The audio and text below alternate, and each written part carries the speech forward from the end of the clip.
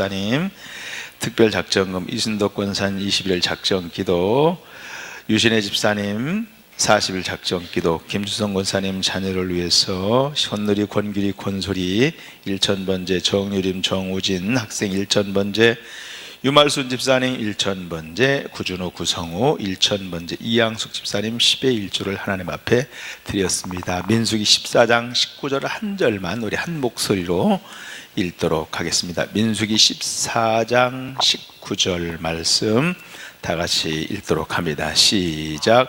구하옵나니 주의 인자와의 사시대에 이 백성을 사신같이 사시옵소서. 아멘. 할렐루야. 우리 옆에 있는 사람 인사하겠습니다. 사랑합니다. 축복합니다. 은혜 받으세요. 할렐루야. 우리가 어떤 난관을 만났을 때, 난관은 보는 것과 관련이 있습니다. 뭐와 관련이 있다고요? 보는 것과 관련이 있습니다. 무엇을 보고 누구를 보느냐에 따라서 그 어려움의 크기가, 난관의 크기가 달라집니다. 민수기 13장과 14장은 이스라엘 민족이 큰 어려움에 처했습니다. 가나안 땅을 정탐하고 돌아온 12명의 정탐꾼 가운데 10명의 정탐꾼이 생각과 2명의 정탐꾼의 생각이 달랐습니다. 거의 하늘과 땅 정도로 차이가 있었습니다. 10명의 정탐꾼은 가나안 땅에 대해서 악평을 했습니다. 가나안 사람은 거인이고 그들과 비교해 볼 때 이스라엘 자손은 멧기 같다, 그렇게 보고를 했습니다. 10명의 정탐꾼은 가나안 족속이 그들보다 강하기 때문에 그들과 전혀 싸울 수 없다. 반면에 2명의 정탐꾼 갈렙과 여호수아는 그들은 하나님의 약속의 땅이 너무 아름답고 가나안 땅에 올라가서 그 땅을 취하자, 능히 가나안 땅을 들어가서 가나안 족속을 이길 수 있다, 이렇게 이야기를 합니다. 자, 같은 땅과 같은 시간에 같은 사람을 보고 같은 환경을 본 두 무리가 너무나 다른 보고를 합니다. 10명의 정탐꾼과 2명의 정탐꾼은 보는 시각이 전혀 달랐습니다. 여러분, 본 것을 해석하는 방법이 전혀 아주 달랐습니다. 하나님이 귀 있으신 2명의 정탐꾼은 시각 자체가 하나님이 보시는 안목으로 그 땅을 보고 그 거민을 봤습니다. 하나님이 기뻐하시는 언어로 그 땅을 평가를 했습니다. 그들의 관점과 그들의 언어로 말한 게 아니라 하나님의 언어와 하나님의 관점에서 설명을 합니다. 그러나 10명의 정탐꾼은 달랐습니다. 10명의 정탐꾼의 눈에는 하나님이 안 보입니다. 문제만 보입니다. 하나님은 바라보지 아니하고 문제에 집착을 합니다. 하나님보다 문제가 더 커 보이면 난관에 봉착을 해요. 난관에 봉착합니다. 자기 자신보다 문제가 더 커 보여도 난관에 사실은 봉착하는 거예요.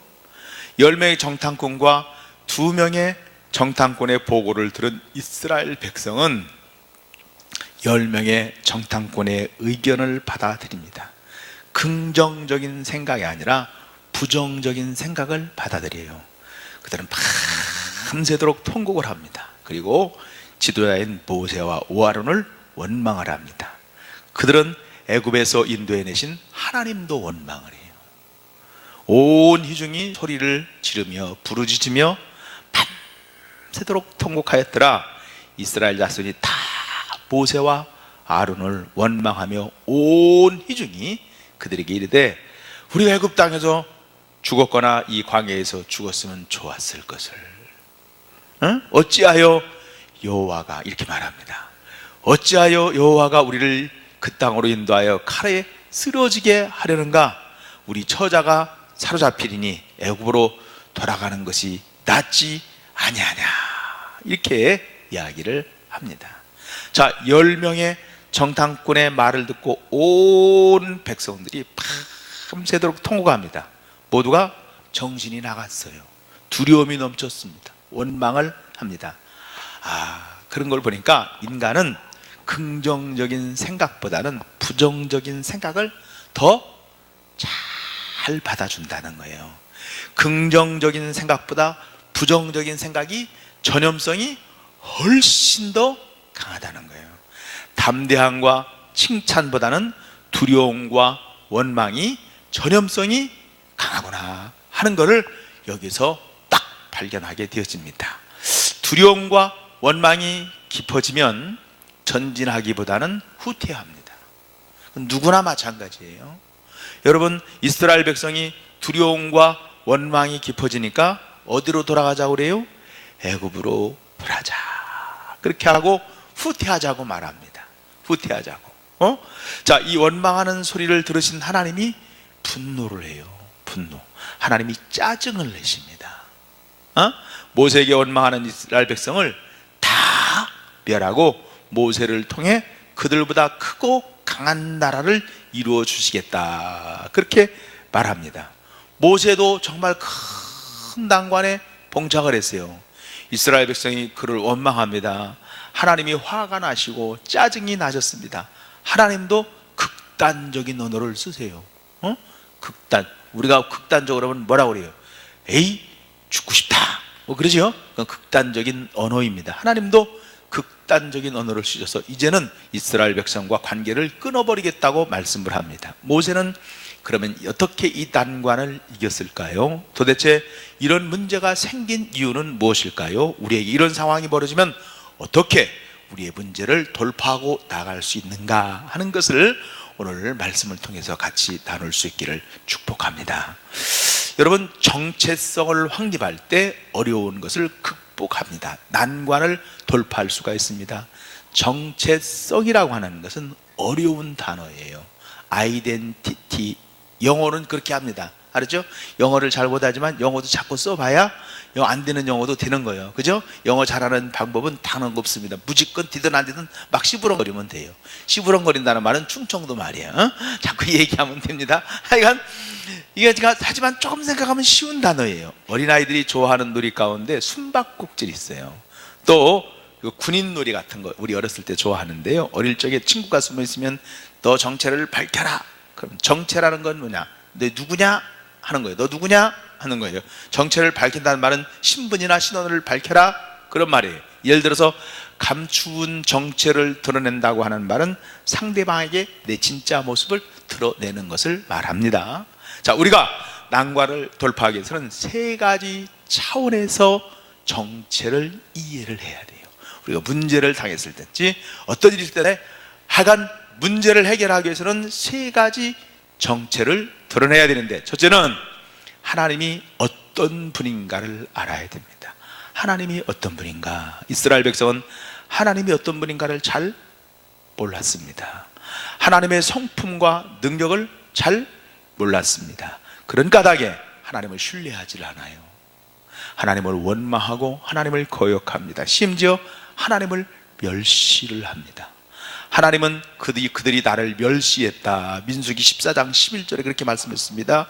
우리의 생각과 태도와 감정은 우리가 믿고 있는 하나님에 대한 지식과 밀접한 관계가 있습니다.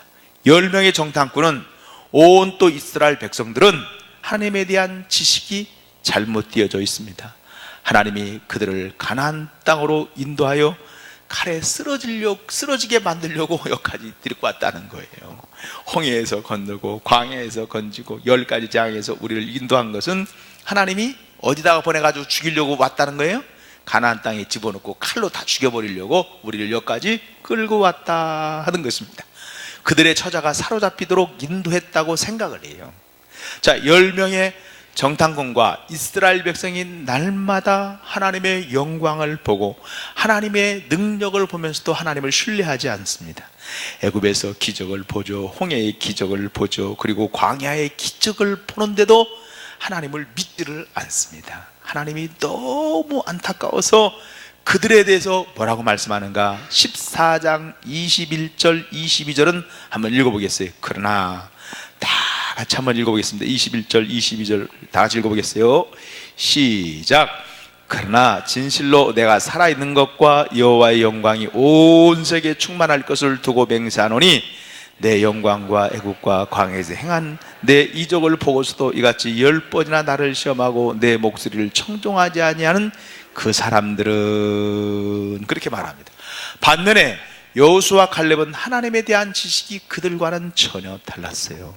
하나님이 그들을 젖과 꿀이 흐르는 가나안 땅으로 인도한다고 믿었습니다.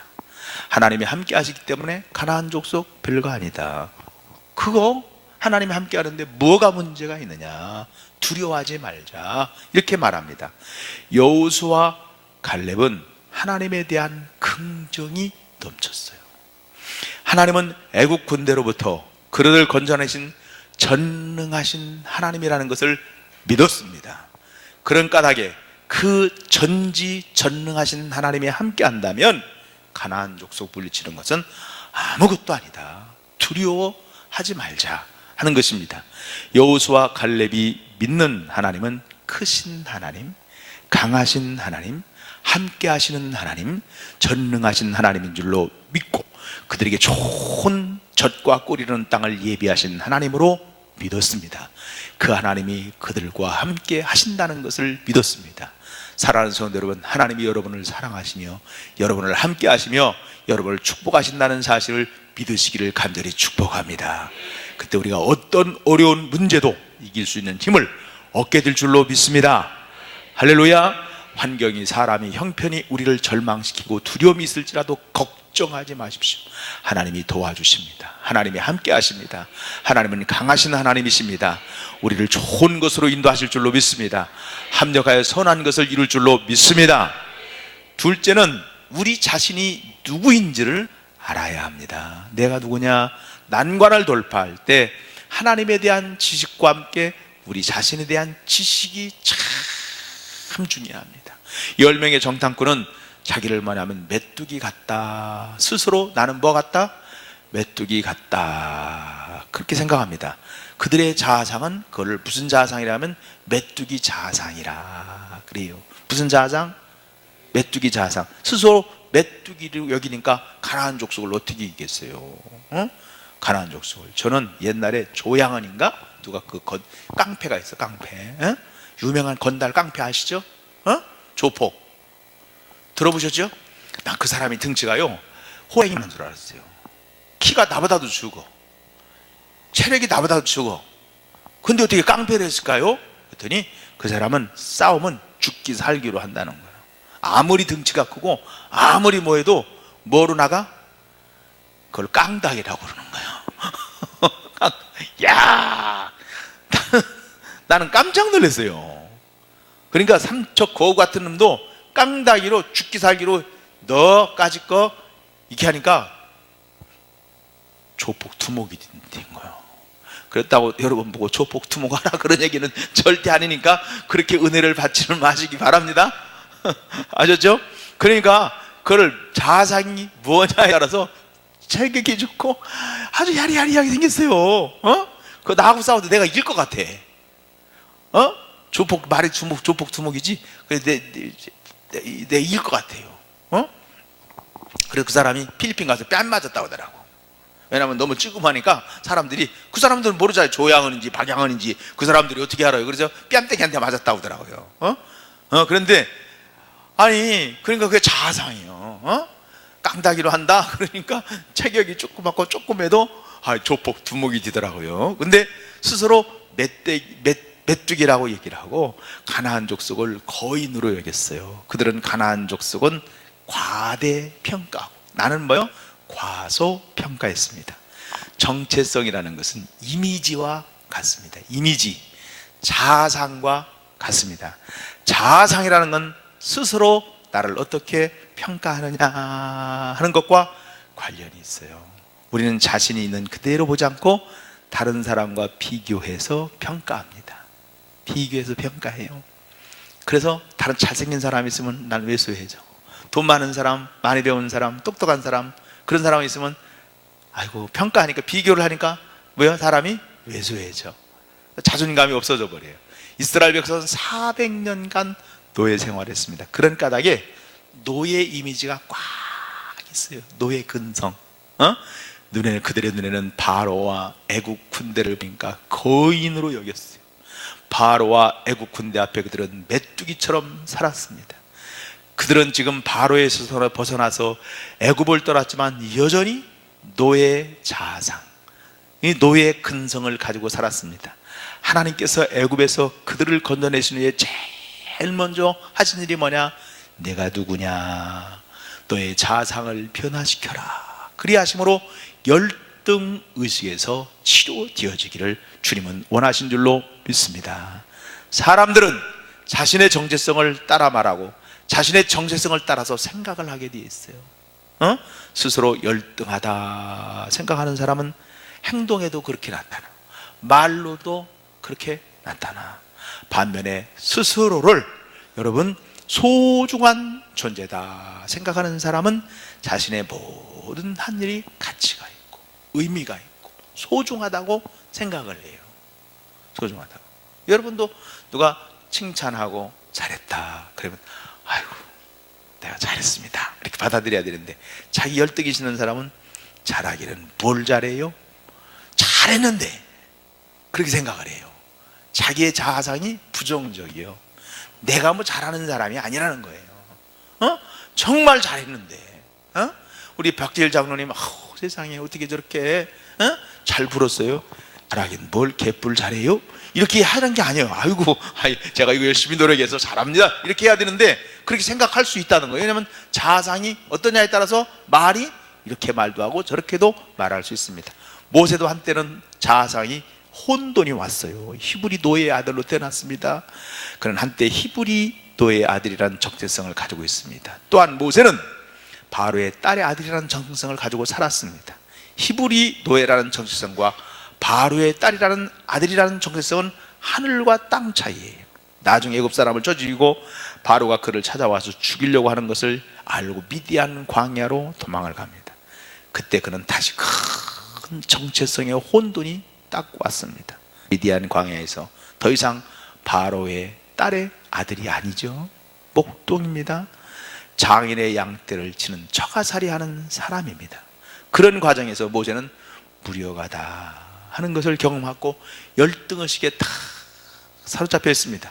하나님이 호렙산에서 그를 불렀을 때 모세는 하나님 앞에 나는 아무것도 못해요. 내가 누구간데 바로에게 가며 이스라엘 민족에게 가며 내가 그들을 어떻게 내가 그들을 건져낼 수 있습니까? 아이고 하나님 보낼 만한 사람을 보내야지 나 같은 사람 보내서 어떻게 하려고 그래요? 하나님은 거듭 모세에게 너희가 누구인지를 말합니다. 내가 누구냐? 자신은 아브라함과 이삭과 야곱의 하나님이시다. 내가 언약을 지키시는 하나님이다. 내가. 하나님은 모세의 열등감을 치유합니다. 그리고 바로 앞에 신처럼 세워주겠다고 약속을 해요. 출애굽기 7장 1절 보니까 여호와께서 모세에게 이르시되 볼지어다 내가 너를 바로에게 신같이 되게 하였은즉 내 형 아론은 내 대언자가 되리라. 하나님이 뭐라고 그래? 너 바로 앞에 너를 신처럼 내가 세우겠다. 그 당시 히브리 사람과 애굽 사람들은 바로를 신으로 생각했어요. 그런데 바로가 모세를 볼 때 신같이 보이도록 해주겠다 하는 거예요. 그의 손에 있는 지팡이가 하나님의 지팡이가 되어서 기적을 일으키겠다고 말씀을 합니다. 그런 과정을 통해서 모세는 바로의 딸이라는 정체성보다 더 놀라운 정체성을 딱 가는데, 그것은 내가 하나님의 아들이구나, 하나님이 함께하는 사람이구나, 하나님의 기적이 함께하는 사람이구나, 내가 이들을 인도해내는 지도자구나 하는 정체성을 딱 갖게 됩니다. 더 이상 미디안 광야에 내가 목동이 아니구나 하는 정체성을 갖게 됩니다. 뿐만 아니라 하나님은 그들의 소유된 백성이라고 이스라엘 백성에게 말합니다. 너는 하나님의 자녀라고 말합니다. 모세도 자신이 바로 내가 누구냐? 하나님의 자녀라고 말합니다. 사랑하는 성도 여러분, 새로운 정체성을 갖기 위해서는 이전에 가졌던 정체성을 버리십시오. 모세는 하나님의 자녀요, 하나님의 사람이요, 그 정체성을 갖기 위해서 노예라는 정체성을 버렸습니다. 내가 바로의 딸 아들 정체성, 그건 내 옛날이지 내가 아니라는 거 버렸습니다. 이것은 이스라엘 백성에게도 마찬가지예요. 하나님은 이스라엘 백성을 애굽에서 이끌어내신 다음에 제사장 나라로 세운다는 거예요. 또 제사장 나라로 세운다. 400년 노예 생활했으니까 근성, 아주 속 깊은 뿌리가 뭐예요?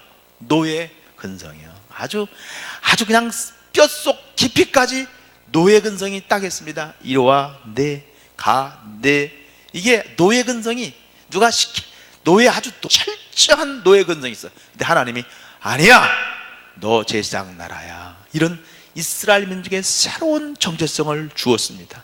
이스라엘 민족은 노예에서 제사장 나라의 정체성을 보여줍니다. 출애굽기 19장 5절 6절에 보니까 세계가 다 내게 속하였나니 너희는 내 말을 잘 듣고 내 언약을 지키면 너희는 모든 민족 중에서 내 소유가 되겠고 너희가 내게 대하여 제사장 나라가 되며 거룩한 백성이 되리라. 이 말은 이스라엘 자손에게 전할지니라. 이렇게 말했어요. 하나님이 이스라엘 백성의 정체성을 언급하시기 전에 세계가 다 내게 속했다. 하나님은 온 세계의 주인이시고 우주를 통치하시는 분이시고, 여러분, 그런 하나님이 히브리 노예를 하나님의 나라 제사장 나라로 삼으시겠다고 말씀하시는 줄로 믿습니다. 아멘.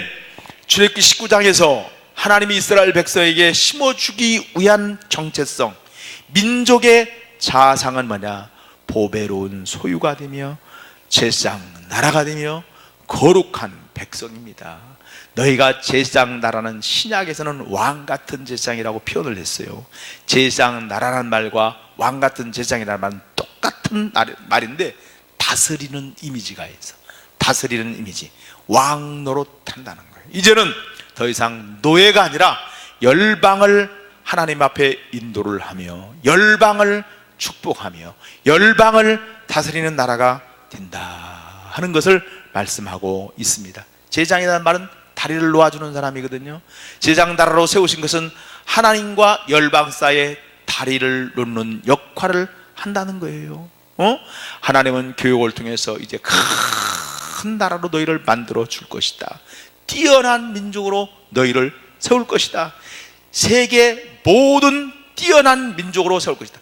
꾸어질지언정 꾸지 않고 머리가 될지언정 꼬리가 되지 아니하고 위에만 있고 아래에 있지 않도록 하나님이 해주신다고 말씀해 주고 있습니다. 그런데 이스라엘 민족은 하나님의 정체성을 안 믿어요. 그것을 받아들이지를 못합니다. 왜? 노예 근성이 뼛속 깊이 있기 때문에. 그런 까닭에 우리는 메뚜기 같다, 그렇게 받아들입니다. 이제 우리는 여러분 예수님을 통해서 영적으로 우리가 이스라엘 백성이 되었고 영적으로 아브라함의 후손이 된 줄로 믿습니다. 여러분은 왕같은 제사장인 줄로 믿습니다. 여러분 거룩한 백성이 된 줄로 믿습니다. 여러분 하나님이 쓰임받는 하나님의 자녀가 된 줄로 믿습니다. 스스로를 메뚜기 같다, 그렇게 여기서는 절대로 안 되는 거예요. 아멘.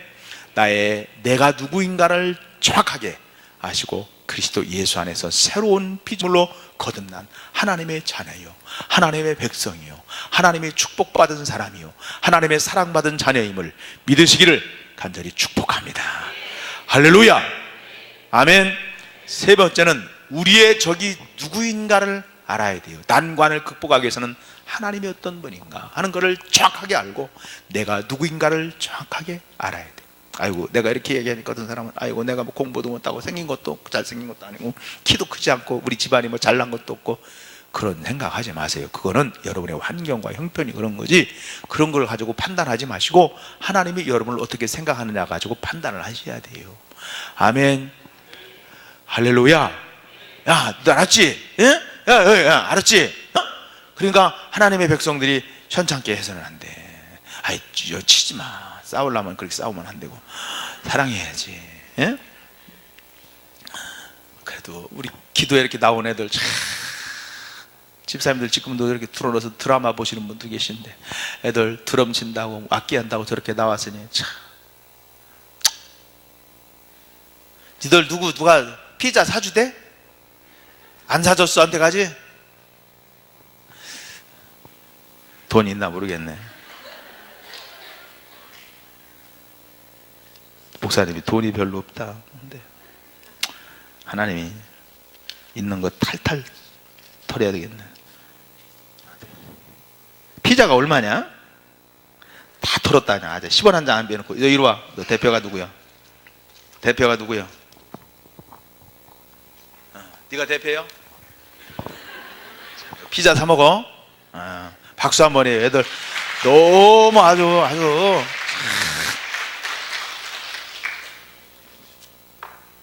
뺏어 먹지 말고 니들끼리만 먹어라.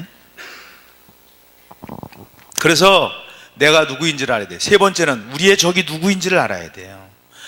10명의 정탐꾼은 적을 너무 크게 봤어요. 여러분, 어려움, 난관, 힘든 일이 있을 때 너무 과대평가하지 마시고 하나님의 눈으로 보지 않고 세상 눈으로 보면은 그렇게 볼 수밖에 없습니다. 그들을 두려운 존재로 여길 수밖에 없어요. 그런데 여호수아와 갈렙은 적을 보는 눈이 달랐습니다. 적들이 키가 크고 장대한 것은 사실이에요. 거인처럼 큰 존재인 것은 틀림없는 사실이에요. 하지만 그들은 인간의 눈으로만 본 게 아니라 하나님의 안목으로 적을 봅니다. 하나님을 크게 여겼기 때문에 적을 보는데 적으로 보이지 않고 그들은 우리의 먹이라, 개역 한글 전에는 그것을 우리의 밥이라 그랬어요. 밥이나 먹이나 똑같은 것인데 두려워할 존재가 아니라 하나님이 함께 하시면 쉽게 무트릴 존재라는 것을 말씀하고 있는 줄로 믿습니다. 여러분, 성경은 사탄과 적을 결코 쉬운 상대라고 이야기하지는 않습니다. 늘 깨어있어 경계하라고 명령하지만은 그러나 결코 두려워하고 떨지 말라는 거예요. 왜냐하면 우리 안에 거하시는 예수 그리스도는 세상에 있는 어떤 귀신과 사탄보다 강한 하나님인 줄로 믿습니다. 요한일서 4장 4절에 보니까 자녀들아 너희는 하나님께 속하였고 또 그들을 이겼나니 이는 너희 안에 계신 이가 세상에 있는 자보다 크심이라, 그렇게 말합니다. 자, 이스라엘 백성이 직면한 난관은 보통 큰 것은 아니에요. 애굽으로 돌아가자고 말은 하지만 애굽으로 후퇴할 경우 그 무슨 애굽에서 웰컴 환영하는 거 아니잖아요. 그죠? 가나안 땅을 향해 전진하고자 하니까 가나안 족속이 거인들이 있고 애굽으로 돌아간다는 것도 말도 지금 안 되는 겁니다. 바로 왕을 피해서 탈출했더니 바로 왕보다 더 무서운 적들이 그들 앞에 딱 있었습니다.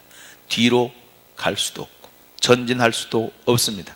그렇다고 그들이 머물고 있는 광야에 살기는 너무나 살 수 있는 형편도 안 됩니다.